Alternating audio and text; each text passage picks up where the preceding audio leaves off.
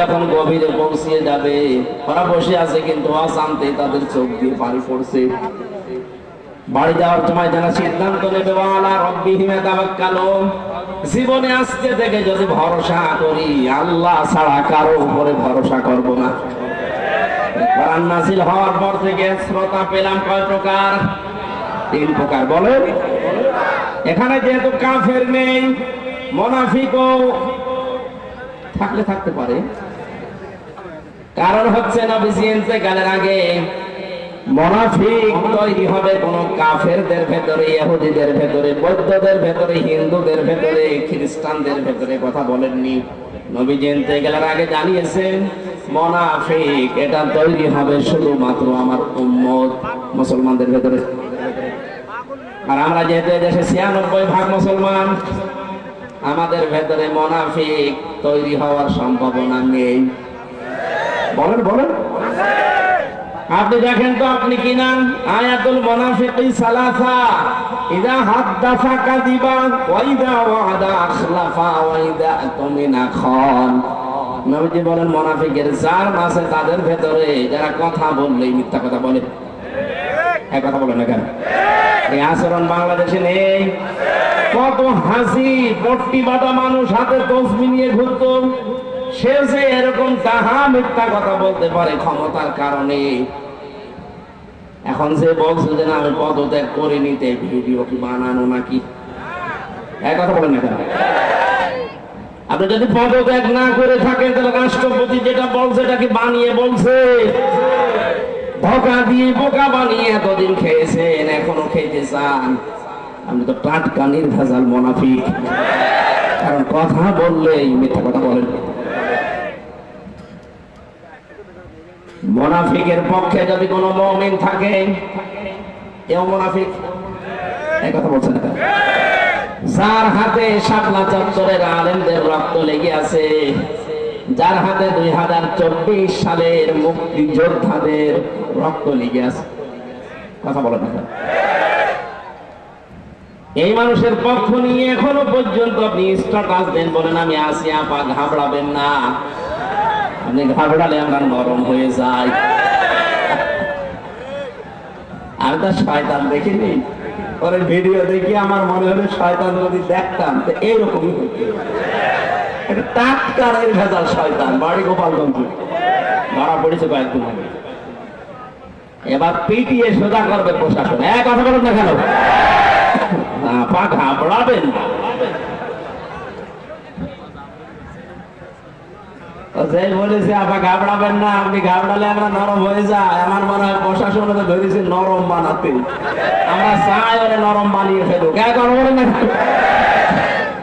জালেমদের তালিকা করে করে ছোট জালেম আর মাঝারি জালেম বাদ দিয়ে যারা বড় বড় জালেম ছিল, প্রত্যেকটি জালেমের তালিকা করে ছবি নিয়ে মোড়ে মোড়ে টাঙিয়ে দেবেন। এদেশে কিয়ামতের আগে কোন জালেম যেন আর প্রতিষ্ঠিত হতে না পারে।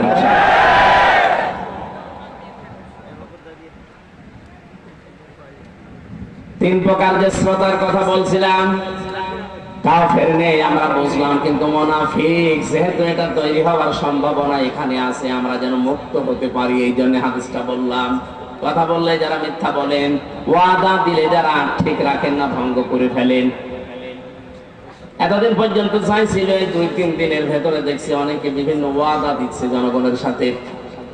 এটা আর একটা ধোঁকা হতে পারে। অনেকেই বলছে আমরা বাড়ি বাড়ি কার্ড তৈরি করে দেব যদি ক্ষমতায় যেতে পারি। আর যে যা বলছেন কথাগুলো কিন্তু ঠিক রাখা লাগবে। ভোট নেওয়ার জন্য এখন আপনি সেই কেজি 10 টাকা চাল খাওয়াবো বলে চালিয়ে দেবেন, আর ভোট হয়ে গেলে 60 টাকা কেজি চাল হয়ে যাবে। মানে কথা যা দিচ্ছেন এটা যেন ঠিক থাকে, জনগণের সাথে যেন ধোঁকাবাজি না হয়। অনেকে এই ধোঁকাবাজি করার জন্য নেমে পড়েছে। এক কথা বলছেন না কেন? জামাতের নায়েবে আমির ডাক্তার সৈয়দ মোহাম্মদ আব্দুল্লাহ তাহের উনি ঘোষণা দিয়েছে যদি এদেশে ইসলাম ক্ষমতায় যেতে পারে যুবকদেরকে আমরা ঋণ দেব। এই কথার সূত্র ধরে অনেকে এখন বলছে যদি আমরা যেতে পারি বাড়ি বাড়ি কার্ড দেব। কি কার্ড দেবেন? এই জন্য কথা দিচ্ছেন, দেন কথাটা যেন ঠিক থাকে, কারণ কথা দিয়ে কথা যে রাখে না সে মুনাফিক। এই কথা বলেন না কেন? জাতি যেতে 53 বছর ধোঁকা খেয়েছে, অন্তত এবার আর যেন জাতি ধোঁকা না খায়। এবারও যদি ধোঁকা খান, আপনি আর কিয়ামতের আগে মাথা তুলে দাঁড়াতে পারবেন না। 3 নম্বরে কোনো কিছু আমানত রাখলেই খেয়ে ফেলে। এই কথা বলেন না কেন? এটা যে আমরা 53 বছর দেখলাম না, যাদেরই দিয়েছি আমানত তারাই খেয়ে ফেলেছে। দরবেশ, এত বড় দরবেশ পৃথিবীতে আছে, দাড়ি কেটে নম হয়ে গেছে। আর কি আমানত? 36,000 কোটি টাকা। আপনি এক জীবনেও গণনা করে শেষ করতে পারবেন না। কিন্তু আমি একটা দলের গ্যারান্টি দিচ্ছি, যদিও মনে করছেন আমি ওই দলের না, আমি অ্যাক্টিভ না, কিন্তু গ্যারান্টি দিতে পারি বাংলাদেশ জামাত ইসলামী এবং শিবির একটা টাকা যদি দুর্নীতি দেখাতে পারেন, আমি অন্তত কথা বলবো না। এটা দেশে এখন প্রমাণ হয়ে গেছে। কথা বলেন না কেন? এত প্রমাণ পাওয়ার পরেও যদি আপনার এখনো পর্যন্ত চিন্তা ভাবনা করতে দেরি হয়, তা আপনার আর চিন্তার রেখা খুলবে না।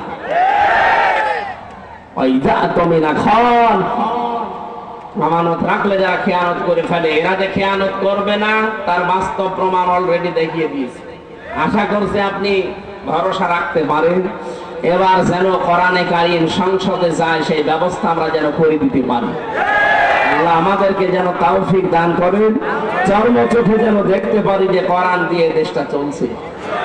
খুব বড় আশা আমার, সারা জীবনের আশা। আমি জেলখানায় 3টা বছর যতদিন তাহাজ্জুদ পড়েছি, প্রতিদিন আমার এই দোয়া ছিল, আল্লাহ তুমি যাই করো অন্তত সর্বচোখে একটা দেখার সুযোগ করে দিও 57,000 বর্গ মাইল কোরআন দিয়ে চলছে। এটা একটা মিনি জান্নাত হয়ে যাবে।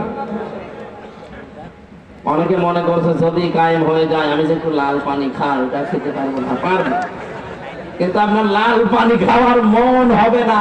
এমন পরিবেশ আল্লাহ তৈরি করে দেবে, পুরো 56,000 বর্গ মাইল মসজিদের মতো হয়ে যাবে। এক কথা বলেন না কেন? মসজিদে প্রবেশ করলে যেমন বিড়ি খাওয়া যায় না, খেতে মনে চাইলেও ওটা পরিবেশ আলাদা। খেতে পারবেন? বলেন। বাবা খেতে পারবেন? ডাল খেতে পারবেন? গাঁজা কিচ্ছু পারবেন না, কারণ পরিবেশটা এরকম। কোরআন যদি কায়েম হয়ে যায়, পুরা বাংলাদেশের 56,000 বর্গ মাইল এভাবে মসজিদের মতো বানিয়ে ফেলবে। তখন আপনি আর বিড়ি খাবেন এরকম মনই থাকবে না, লাল পানি খাওয়ার মন তো আসবেই না। আল্লাহ একটা জান্নাতের পরিবেশ তৈরি করে দেবে, আর মরে গেলেই আপনি জান্নাতি। কারণ কোরআন যদি কায়েম হয়, কোরআনের শাসন ব্যবস্থা থাকে, ওই দেশে যদি ছোটখাটো গুনাহ কেউ করেও আল্লাহ তাকে মরণের আগে মাফ করিয়ে তারপরে মৃত্যু দেয়। একটা হাদিস পড়ছিলাম, খলিফাতুল মুসলিমিন হযরত ওমর রাদিয়াল্লাহু তাআলা আনহু মানে রাষ্ট্রের দায়িত্ব পালন করে বাড়িতে আসলেন। ঘরে উঠবেন, দেখেন বারান্দায় একটা লাশ, তার ছোট্ট মানুষ 12 টুকরা করে রেখেছে। রেগে গেল, কি আমি দেশ চালাই কোরআন দিয়ে, আর আমি রাষ্ট্রের দায়িত্ব পালন করে কোরআন দিয়ে আসছি, আর আমার ঘরের বারান্দায় তাও 12 টুকরা করে রেখে দিয়েছে, তাও ছোট মাসুম বাচ্চার লাশ। কে করলো? তিনি তদন্ত কমিটি গঠন করলেন। 3 দিন হয়ে গেল, কোনো কেউ ধরা পড়ে না, কেউ এসে বলেও না। তার খাওয়া দাওয়ার চিন্তা বন্ধ হয়ে গেছে, খাওয়া দাওয়াই বন্ধ হয়ে গেছে। চিন্তা করলেন আমি কোরআন দিয়ে দেশ চালাচ্ছি, আর আমার দেশে একটা অবৈধ হত্যা হয়ে গেল, আমি কোনো কোল কিনারা করতে পারলাম না। এরকম শাসক যদি আজ 53 বছরের ভেতরে পেতাম, বাংলাদেশে বিনা কারণে কেউ হত্যা হতো না। একজন মারা গেছে তাই তার খাওয়া দাওয়া বন্ধ হয়ে যায়। আর শাপলা চত্বরে যেভাবে মানুষ মেরেছে, বিডিআর যেভাবে হত্যা করেছে, 2024 সালে যেভাবে পুলিশের ভ্যান থেকে তাজা মানুষকে ফেলে দিয়ে পিষে মেরেছে, কত মানুষকে আগুন লাগিয়েছে আশুলিয়ায় দেখেননি? এখনো পর্যন্ত এই লাশগুলো চোখের সামনে ভাসে। আপনি এমনিতে মাটি দিতে পারবেন, আপনি আবার আগুন ধরিয়ে দিলেন, আপনি মানুষ। এই দেশে এই স্বৈরাচারীকে যদি নিষিদ্ধ করতে হয় কিচ্ছু লাগবে না, শুধু আশুলিয়ার এই লাশগুলো যথেষ্ট। এত নিচে নামতে পারে ক্ষমতার জন্য। হযরত ওমর 3 দিনের ভেতরে চিন্তা করে করে তার মাথা খারাপ হয়ে গেছে, আমি এখন কি করি। হঠাৎ দেখলেন এক মহিলা যুবতী তার বাবাকে সহ রাজ দরবারে হাজির। ডাক দিয়ে বলে, খলিফাতুল মুসলিমিন, যে লাশের চিন্তায় আপনার ঘুম আসে না, ওই ছেলেটা আমার নিজের। আমি ওকে টুকরা টুকরা করেছি, 12 টুকরা করে আপনার বারান্দায় রেখে গেছি। হযরত ওমর বলে, মেয়ে কি বলো, মাথা ঠিক আছে তোমার? হ্যাঁ, এই যে আমার বাবা সাক্ষী আছে। আমার বাবাকে আমি সাথে করে নিয়ে এসেছি, আমার নিজের জন্ম দেওয়া সন্তান, এটা ওকে আমি 12 টুকরা করেছি নিজের হাতে। কোথায় ফেলবো? আপনার বাড়ির বারান্দায় রেখে গেছি। হযরত ওমর বললেন, যা বলো, এই কথা যদি ঠিক থাকে তোমার শাস্তি কি কোরআন দিয়ে তুমি জানো? মেয়েটি বলে, হ্যাঁ আমি কোরআনের হাফিজা, আমি জানি। আপনি রেডি করেন, আপনি কি শাস্তি দিতে পারেন কোরআন দিয়ে? মানুষ হত্যা করার যে শাস্তি হযরত ওমর আরম্ভ করবেন। হঠাৎ করে 4 জন যুবক রাজ দরবারে এসে বলে, খলিফাতুল মুসলিমিন বিচারটা একটু লেট করেন, যেই কারণে আপনি এই মেয়েটাকে শাস্তি দিতে চান হত্যার, ওই মেয়েটার কোনো দোষ নেই, দোষ আমাদের 4 জনের। এই মেয়েটা তার বাবাকে নিয়ে পাহাড়ি এলাকায়, জঙ্গলি এলাকায় থাকতো, বসবাস করতো। ওখানে আমরা শিকারে গিয়েছিলাম, যাবার পরে এই মেয়েটার রূপ সৌন্দর্য দেখে শেষ পর্যন্ত যৌবনের তাড়নায়, শয়তানের ধোকায়, নফসের ধোকায় পড়ে আমরা বাবাকে বেঁধে রেখে তার সম্ভ্রম নষ্ট করেছি। এরপরে সে গর্ভবতী, এই কারণে সন্তান, এটার কারণে আপনি এই মনে করছিলেন শাস্তি যদি দিতে হয় আমাদের দেন। হযরত ওমর ওদেরকে জিজ্ঞাসা করলেন, 3টা দিন পার হয়ে গেল, তোমরা আসলে না কেন? আগে থেকে যদি আসতে তাহলে আমার খাওয়া দাওয়া বন্ধ হয় না, আগেই বিচার করে দিতাম। ছেলেগুলো বলে, খলিফা আমি আসি নাই, আমরা এই জন্য মনে করেছিলাম যা করলাম কেউ সাক্ষী তো নেই, ধরা যদি না পড়ি বেঁচে যাব। কিন্তু কোরআনে কারিম আমাদেরকে বাঁচতে দিল না। বারবার কোরআন আমাদের সামনে এসে এই কথা আমাদেরকে যেন আহ্বান জানায়, দুনিয়াতে যে গুনাহ করলে এটার যদি শাস্তি দুনিয়ায় না হয়, মরণের পরে কিন্তু আল্লাহ ডবল করে বিচার করবে। মুসলমানের এখানে একটা কথা বলে রাখি, কোন অপরাধের শাস্তি যদি আপনি দুনিয়ায় না পান, ওই অপরাধের বিচার যদি আল্লাহ কিয়ামতে যেদিন করবে, ডবল করে করবে। কথা বুঝতেছে? 3টা পাপের শাস্তি আল্লাহ ডবল দেবেন। সূরা ফুরকান 19 নম্বর পড়ার 4 নম্বর পৃষ্ঠার 13 নম্বর লাইনে আছে, 69 নম্বর আয়াত। والذين لا يدعون مع الله إلها آخر ولا يقتلون النفس التي حرم الله إلا بالحق ولا يزنون إلى آخر الآية। এই দুনিয়াতে আল্লাহকে ডাকে, তার পাশাপাশি যারা অন্যকে ডাকে তাদের শাস্তি হবে মরণের পর ডবল। আল্লাযীনা লা ইয়াদউনা মা'আল্লাহি ইলাহান আখার, এই যে মা মানে সঙ্গে, সাথে, আল্লাহকে ডাকে কিন্তু তার সাথে অন্য কাউকে ডাকে। আর এইটাই বাংলাদেশে চালু করার জন্য এই 15.5 বছর অনেক উঠে পড়ে লেগেছিল। আপনি আল্লাহকে ডাকেন, পাশাপাশি আমার বাবাকেও ডাকেন, এখানে মোড়ে মোড়ে বাবা। এমন কোন জায়গা ছিল যে বাবা নেই? মাথার উপরে বাবা, টয়লেটেও বাবা। আমি তো অনেক টয়লেটে যেয়ে দেখেছি বন্ধ বন্ধ টয়লেট। কি গো, আর কোন জায়গা বাকি ছিল? টাকার ভেতরে দিয়ে রেখেছেন, যেন বাজার করতে গেলে ওইদিকে তাকিয়ে মনে হয়েছে না একজন আছে। মাথার উপরে রেখে দিয়েছেন, অথচ কোরআন জানিয়েছে ওয়া কালিমাতুল্লাহি হিয়াল উলিয়া, সব জায়গায় উপরে থাকবে আমি আল্লাহর কথা। এখন ডক্টর মোহাম্মদ ইউনূসের মাথার উপরে যেটা লেখা, লা ইলাহা ইল্লাল্লাহু মুহাম্মাদুর রাসূলুল্লাহ, আমরা এটা চাই। এক কথা বলেন, সব জায়গায় উপরে থাকবে কার কথা? আল্লাহকে ডাকার পাশাপাশি যারা অন্য কাউকে ডাকার সিস্টেম করে দিয়েছিলেন তাদের শাস্তি ডবল হবে। আল্লাহ মনে হয় এটা সহ্য করে নাই, এই জন্য বিকাল 5টা বাজতে বাজতে সারা দেশ থেকে আল্লাহর বিপক্ষে যারা তাদের সব নষ্ট করে দিয়েছে। আমার কুষ্টিয়াটা একটু শক্ত ছিল, ওটা ভাঙতে একটু দেরি হয়েছে। এত শক্ত পাথর, সারা দেশের টাকা পয়সা খরচ করে করে আমার মনে হয় এগুলো বানিয়েছিল।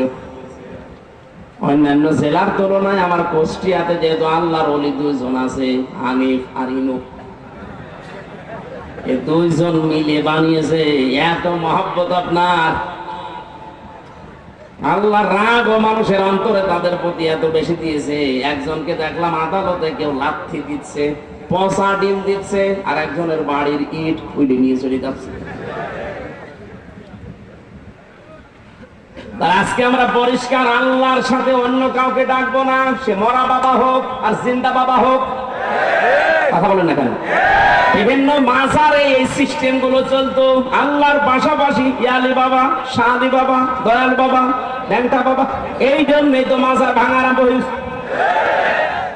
একেবারে শিরকের প্রকাশ্য কারখানা এটা।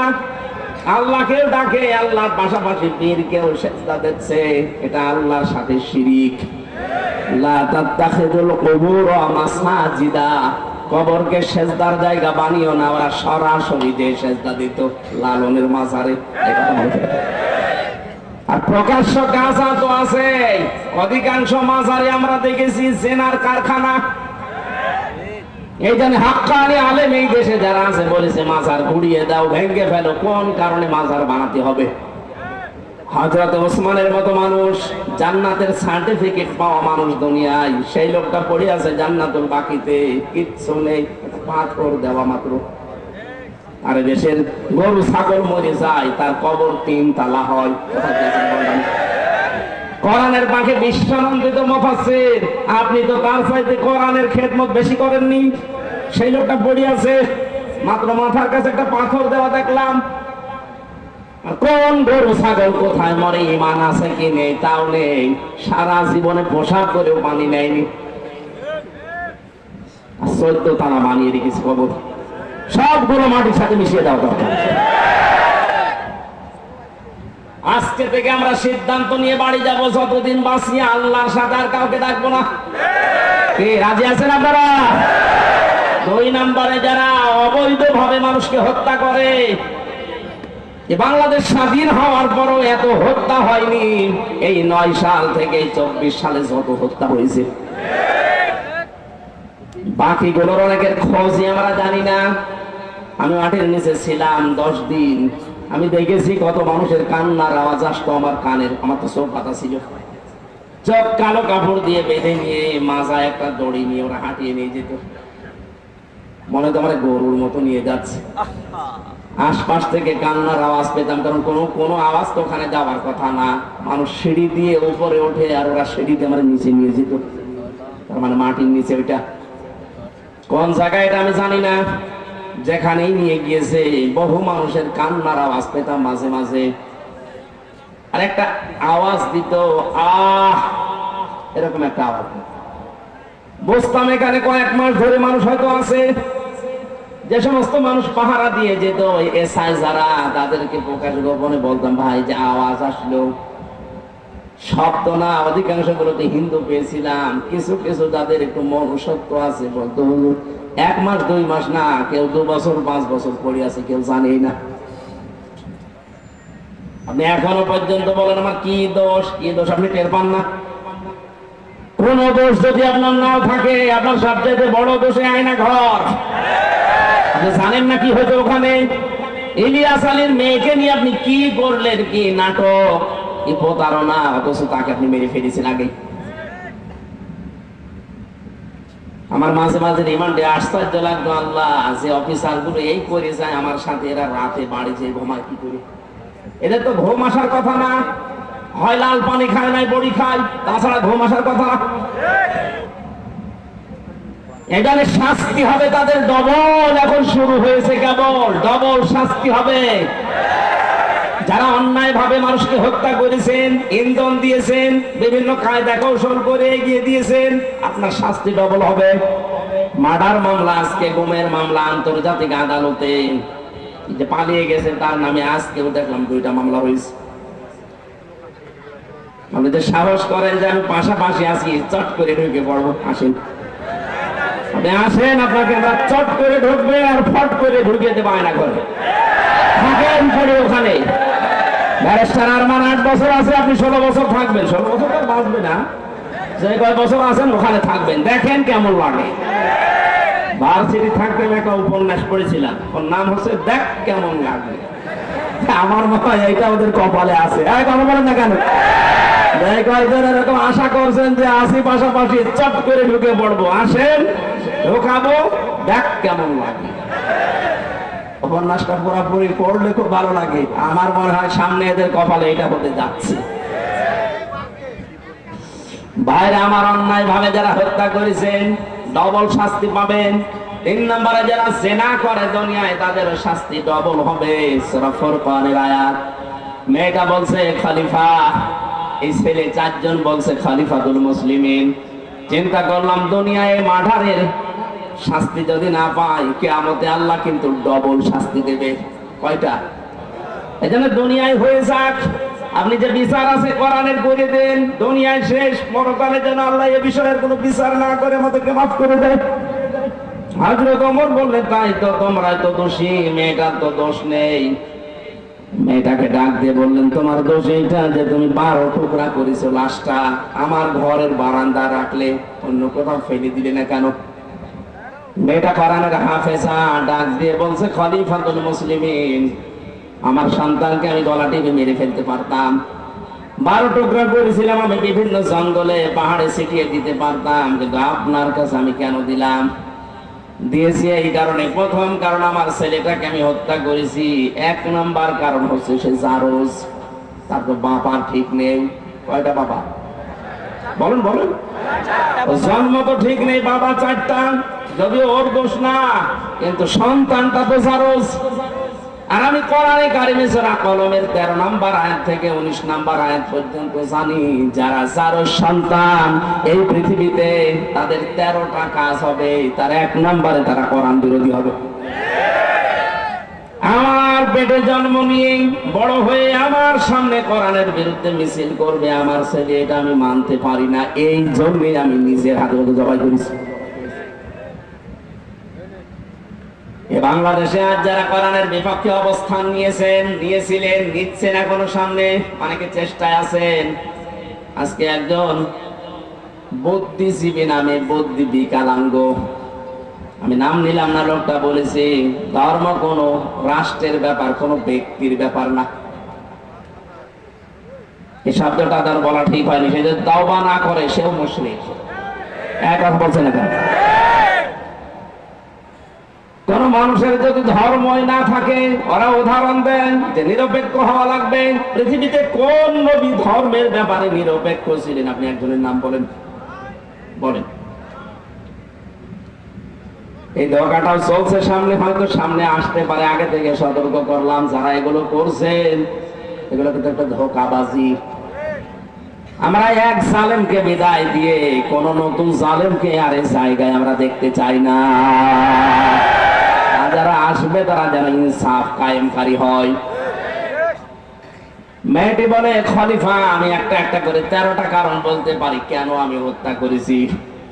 আমি এসেছি এই কারণে, আমি না আসলেও পারতাম।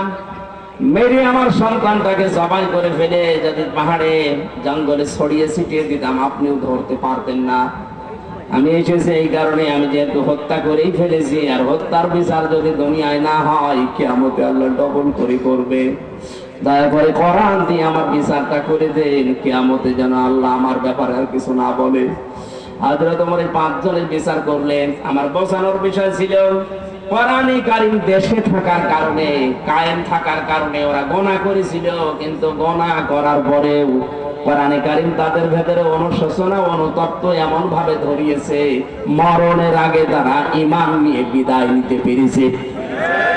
এদেশে যদি কোরআন কায়েম হয়ে যায়, আপনার মদ খেতে মনে চাইবে না, বিড়ি খেতে মনে চাইবে না, ডাল পানি খেতে মনে চাইবে না, কারণ পরিবেশটাই হয়ে যাবে এরকম। ছোটখাটো গোনা যদি নফসের ধোকায়, শয়তানের জালে পড়ে হয়েও যায়, কোরআন আপনাকে বাধ্য করবে অনুশোচনা করে, তাওবা করে, জীবনের মতো ঈমান নিয়ে বিদায় নেওয়ার। বলেন আমিন।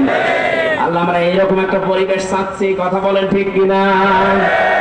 আল্লাহ যেন আমাদের কোরআনের শ্রোতা হিসাবে মুনাফিকের কোনো স্থান এখানে না দিয়ে, 3 নাম্বার যেটা বলেছিলাম যে ইমানদার,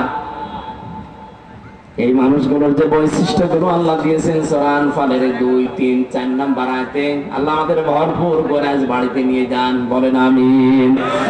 দরুদ আর সালাম পাঠের মাধ্যমে আজকের তেলাওয়াতকৃত আয়াত সূরা মুমতাহিনা। কোন সূরা? মুমতাহিনা মানে পরীক্ষিতা নারী। 6 জনের নাম পেয়েছি আমি। এই পৃথিবীতে 6 জন নারীকে আল্লাহ পরীক্ষা করে তাদেরকে পরীক্ষিতা নারী হিসাবে খিতাব দিয়েছেন। তার ভেতরে হযরত মরিয়ম একজন। তিনি সতীত্বের হেফাজত করেছিলেন। আজ যে সমস্ত মেয়েরা মডেল খুঁজে পান না যে আদর্শ কারে বানাবো, হযরতে মরিয়ম হবে আপনার জন্য আদর্শ।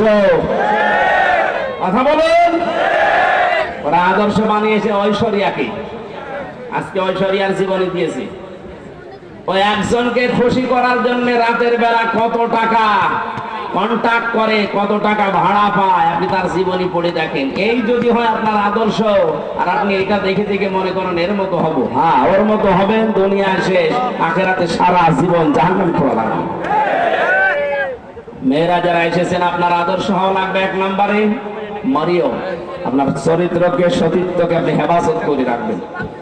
আমরা আগে তাফসিরে প্রবেশ করি, এরপরে সামনে যাব ইনশাআল্লাহ। ফাউযু বিল্লাহি মিনাশ শাইতানির রাজীম। বিসমিল্লাহির রহমানির রহিম।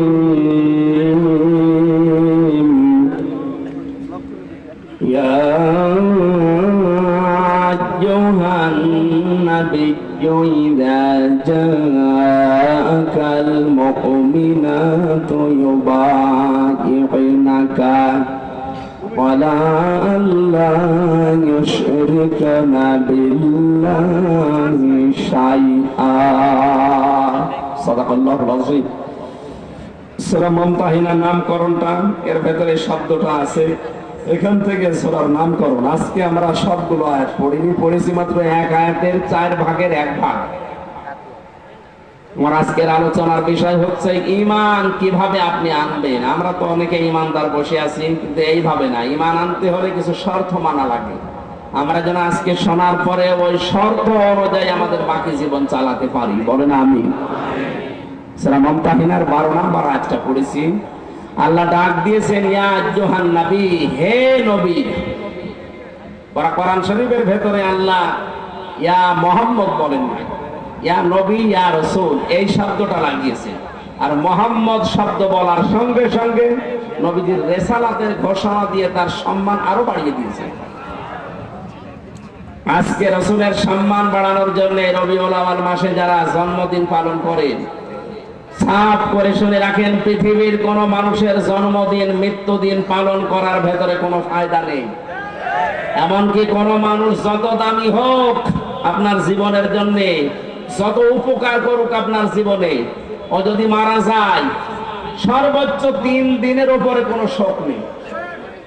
হ্যাঁ, একজন মহিলার স্বামী যদি মারা যায় তাহলে 3 মাস 10 দিন সে বিবাহ বন্ধনে আবদ্ধ না হয়ে তার জন্য অপেক্ষা করে এর পরবর্তীতে অন্য স্বামী গ্রহণ করবে, এই শেষ। পৃথিবীর কোন মানুষের জন্য 3 দিনের উপরে শোক জায়েজ নেই। আর আমরা সেই 75 সাল থেকে শোক পালন করেই আসছি। কেন? উনি কি আপনার কি স্বামী হন? আপনার কি বাবা হন? কোন কারণে শোক পালন করা লাগবে তার জন্য বলেন? আপনি কি তাকে ইসলামের ঊর্ধ্বে মনে করেন? ওই যে আমি বললাম না যে ঈমান ভাঙ্গে যায় 10টা কারণে, তার 10 নম্বর কারণে পৃথিবীর কাউকে যদি কেউ ইসলামের ঊর্ধ্বে মনে করে তার ঈমান ভেঙে যায়। এই কারণেই তো আপনি এটা করেন, প্রতি বছরে বছরে জন্মদিন মৃত্যুদিন পালন করেন, তাকে মনে করেন ইসলামের ঊর্ধ্বে। ইসলামে জায়েজ নেই, আপনি পেলেন কোথায়? আগামী থেকে এটা আমরা আর করতে চাই না। এই জন্য তো এবার রাষ্ট্রীয় ভাবে 15ই আগস্ট পালন করতে দেয়নি। কিসের 15 আগস্ট 16 আগস্ট? কোরআনে হাদিসে যেটা নেই ওইটা আমরা রাষ্ট্রীয় ভাবে পালন করে সময় নষ্ট করতে চাই না। কোরআন হাদিসে থাক, আমরা 10 দিন ধরে পালন করবো। এই কথা বলেন না কেন? সিঙ্গাপুরে 95% মুসলিম, আর আমাদের দেশে 96% আমরা মুসলিম। তো এখানে কোনো বানানো নিয়ম নীতি চলতে পারবে? বলেন তো পারবে? আগামী থেকে সেই হোক 3 দিনের উপরে আমাদের কোনো শোক আর থাকবে না। বিশ্ব নবী মুহাম্মদ রাসূলুল্লাহর উপরে তো দুনিয়ায় আর কেউ নেই। আল্লাহর পরে তার স্থান। সব পালন করা যদি জায়েজ হতো প্রতি বছরে বছরে, আমার মনে হয় তার জন্য আমরা সব পালন করতাম। কোনো আলেম তো এটা করে না। যে সমস্ত বেদাত পন্থী আছে এরা নবীর জন্মদিন পালন করার জন্য উঠে পড়ে লাগে। কোথায় পেয়েছেন দলিল বলেন তো? নবীর মিলাদ পড়েন। মিলাদ মানে জন্ম। মিলাদ মানে কি? যেই দুইজন চাচা নবীর জন্মে খুশি ছিল, দুইজনেই জাহান্নামে গেছে। একটা আবু তালেব আর একটা আবু লাহাব। কথা বলেন না কেন? দুইজনই কিন্তু মিলাদে নবীর জন্মে খুশি। আর যেই দুইজন চাচা নবীর আদর্শে খুশি, হযরত হামজা, হযরত আব্বাস, দুইজনেই জান্নাতি। এখান থেকে শিক্ষা নিতে পারেন না? এরপরও আপনি আলেম নামে জালেম হয়ে কলঙ্ক করে মানুষকে আপনি ধোঁকা দিয়ে বোকা বানিয়ে টাকা ইনকাম করছেন এই রবিউল আউয়ালের নাম দিয়ে। আশা করছি এগুলো আমরা সচেতন মানুষ, আগামী থেকে আর করব না। আপনি যদি আদর্শ অনুসরণ করে খুশি থাকতে চান তাহলে 40 থেকে 63 এই 23 বছর অনুসরণ করেন। এক কথা বলেন না কেন? আমরা এখন থেকে কারো জন্ম নিয়ে আনন্দ করব না। আমাদের জন্ম নিয়ে আনন্দ না, আমাদের আনন্দ হবে তার আদর্শ নিয়ে। কথা বলেন না কেন? নবীজিকে আল্লাহ ডাক দিলেন ইয়া মুহাম্মদ, যেখানে কোন জায়গায় কোরআনে আল্লাহ দেয়নি। নাম নেওয়ার সঙ্গে সঙ্গে রিসালাতের ঘোষণা দিয়ে তার সম্মান বাড়িয়ে দিয়েছেন। মুহাম্মাদুর রাসূলুল্লাহ, ওমা মুহাম্মাদুন ইল্লা রাসূল, মা কানা মুহাম্মাদুন আবা আহাদিন মির রিজালিকুম ওয়ালাকিন রাসূলুল্লাহ খাতামান নাবিয়্যিন। আর আছে সূরা মুহাম্মদ একটা আয়াত, আলা নুজিলা আলা মুহাম্মাদ হুয়াল হাক্কু মির রাব্বিহিম। প্রত্যেকটি জায়গায় আল্লাহ তার নাম নেওয়ার সঙ্গে সঙ্গে ঘোষণা দিয়েছেন তিনি আমার রাসূল। জোরে বলেন আল্লাহু আকবার। এই জন্য আমরা এই জায়গা একটা স্পর্শকাতর জায়গা। রাসূলুল্লাহকে কেউ গালি দিলে আমরা সহ্য করতে পারি না। কুষ্টিয়াতে গত 2 দিন আগে একজন বুঝে হোক না বুঝে হোক